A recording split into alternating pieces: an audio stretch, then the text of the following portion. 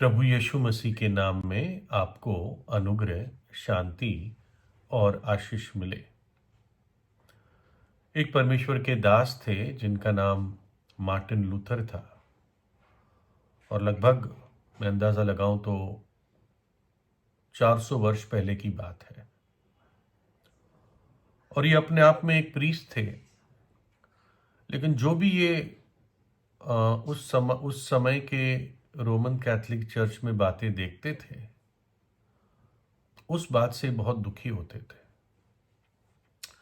और जैसे पोप और पोप के जो चेले होते थे, वो स्वर्ग जाने के लिए टिकट बेचते थे, जिसको इंडल्जेंस कहते थे। यही समझ लीजिए साधारण भाषा में कि स्वर्ग जाना है तो ये टिकट खरीदना पड़ेगा। और जीवन की पवित्रता के बारे में, विश्वास के बारे में कोई ज़्यादा महत्व नहीं देते थे। तो मार्टिन लूथर इस चीज़ से बहुत परेशान थे। इनका बहुत कोमल विवेक था और कोई बुरा विचार इन्हें आता था तब भी बहुत पछताव करते थे। और एक दिन इनको जब ये बाइबल पढ़ रहे थे तो ये वचन ने उनसे बहुत गंभीरता से बात की कि धर्मी जन विश्वास से जीवित रहेगा।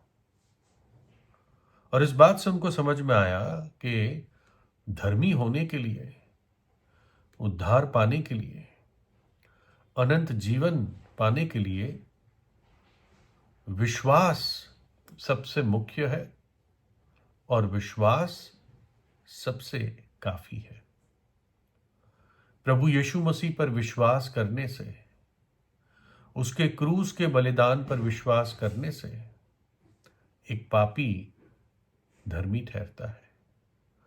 परमेश्वर पिता उस पापी को क्षमा करता है, क्योंकि उसने विश्वास किया कि यीशु मसीह ने मेरे खातिर अपनी जान क्रूस पर दे दी और मेरे खातिर अपना पवित्र लहू बहा दिया और तीसरे दिन मृत्यु में से जी उठा। तो मार्टिन लूथर के द्वारा बहुत बड़ा कार्य हुआ, बहुत बड़ी क्रांति हुई। गलत चीज़ों का जो रोमन कैथोलिक चर्च में होता था उसका विरोध हुआ। और आज भी इस परमेश्वर के दास को लोग याद करते हैं। और मार्टिन लूथर परमेश्वर के दास थे, लेकिन मनुष्य थे, दुख सुख भोगी मनुष्य थे। और एक बार किसी कारणवश ये बहुत डिप्रेशन में आ गए और 3 दिन तक बहुत ही निराशा में रहे, डिप्रेशन में रहे। उनकी पत्नी ने इस बात को देखा और उसने क्या किया कि उन्होंने काले वस्त्र पहन लिए, मार्टिन लूथर की पत्नी ने,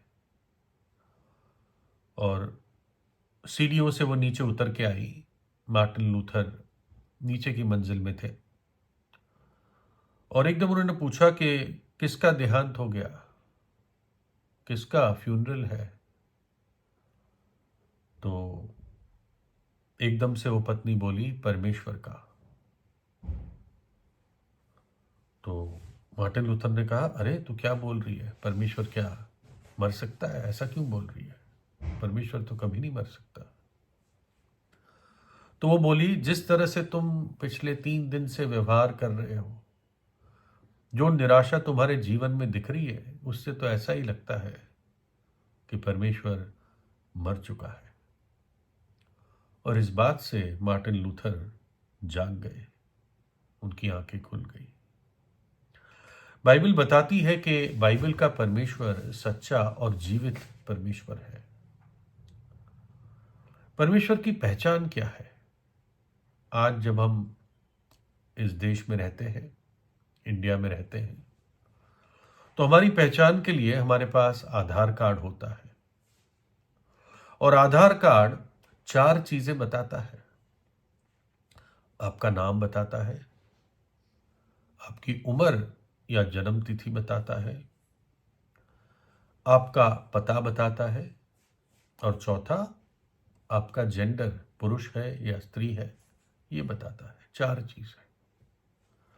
और इससे ही आपकी पूरी पहचान होती है, आइडेंटिफिकेशन। तो वैसे ही परमेश्वर का एक स्वर्गीय कहे तो आधार कार्ड है, उसमें भी 4 चीजों की पहचान है। अगर कोई संपूर्ण रीति से पवित्र है, अगर कोई संपूर्ण रीति से सर्वशक्तिमान है, अगर कोई संपूर्ण रीति से मनुष्य जाति को प्रेम करता है और संपूर्ण रीति से मृत्यु पर विजयी है, वो ही परमेश्वर हो सकता है। प्रभु यीशु के बारे में वचन बताता है कि उसने कभी पाप किया ही नहीं, वो पाप को जानता नहीं था, उसके अंदर पाप नहीं था। वो पवित्र पवित्र पवित्र परमेश्वर है। तो पहली चीज, पवित्रता में उसकी पहचान सबसे पहले है।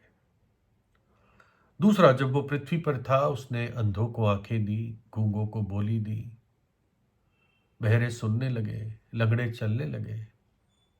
उसने कोढ़ियों को शुद्ध किया, पूरी तौर से चंगा किया और मृतकों को जिला दिया।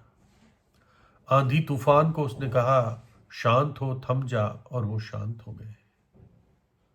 उसने अपनी दूसरी पहचान दी कि वो सर्वशक्तिमान परमेश्वर है जो देहधार कर इस पृथ्वी पर आया था। तीसरा, उसने मनुष्य से प्रेम किया, मुझे और आपको अनंत काल के प्रेम से प्रेम किया और हमारे खातिर अपना बलिदान क्रूस पर दे दिया। हम पापियों के लिए, हम घिनौने पापियों के लिए प्रभु यीशु ने अपना बलिदान दे दिया। हमारे पापों को अपने ऊपर उठाया, हमारे पापों की सजा को, हमारे श्राप को अपने ऊपर उठाया, अपने सिर पर उठाया और दुख उठा उठा कर उसने हमारी कीमत को चुकाया, है ना। ये उसका प्रेम था मेरे और आपके लिए, उसकी तीसरी पहचान। और चौथा, बाइबल बताती है कि प्रभु यीशु मसीह तीसरे दिन मृतकों में से जी उठा। उसने मृत्यु को हराया, उसने मृत्यु के डंक को तोड़ा, वो सदैव जीवित है। और प्रभु ने कहा, और थोड़ी देर रह गई है कि फिर संसार मुझे ना देखेगा, परंतु तुम मुझे देखोगे, इसलिए कि मैं जीवित हूं, तुम भी जीवित रहोगे। प्रभु यीशु ने कहा, क्योंकि मैं जीवित हूं, तुम भी जीवित रहोगे। दुखी ना होना, व्याकुल ना होना, तुम्हारा मन ना घबराए। तुम परमेश्वर पर विश्वास रखते हो, मुझ पर भी रखो। और ये परमेश्वर का पुत्र प्रभु यीशु मसीह, ये जीवित है, युगान युग जीवित है। कुछ लोग मजाक बनाते हैं कि अरे मसीही लोग तो एक मुर्दा लाश की जो क्रूस पर लटकाई गई थी उसकी उपासना और पूजा करते हैं। ऐसे लोग कितने गलत हैं, कितने अंधे हैं, उनकी आंखें बंद हैं। सबसे पहली बात, प्रभु यीशु तो क्रूस पर इस जगत के लिए मरा। जो उसका मजाक बनाते हैं उनके लिए भी उसने प्रार्थना की, पिता इन्हें माफ कर, ये नहीं जानते ये क्या कर रहे हैं। और वो क्रूस पर बना नहीं रहा। जब वो एक नई गुफा में दफनाया गया, उसकी देह रखी गई, तो बाइबल बताती है वो तीसरे दिन मृतकों में से जी उठा। मृत्यु के डंक को तोड़ा, कब्र के बंधन को खोला, और इसलिए वो वास्तव में जीवन है और पुनरुत्थान है। परमेश्वर का स्वर्गीय आधार कार्ड, पवित्रता, सर्वशक्तिमान, मनुष्य से प्रेम रखने वाला, इस हद तक की अपनी जान दे दी, और मृत्यु पर जो विजयी है। इसलिए आप अपने पापों से पश्चाताप करें, सच्चे हृदय से, टूटे मन के साथ, विश्वास के साथ उसके चरणों पर आए और प्रभु यीशु से नम्रता से प्रार्थना करके अपने हृदय में बुलाए। प्रभु यीशु आपको आशीष दे।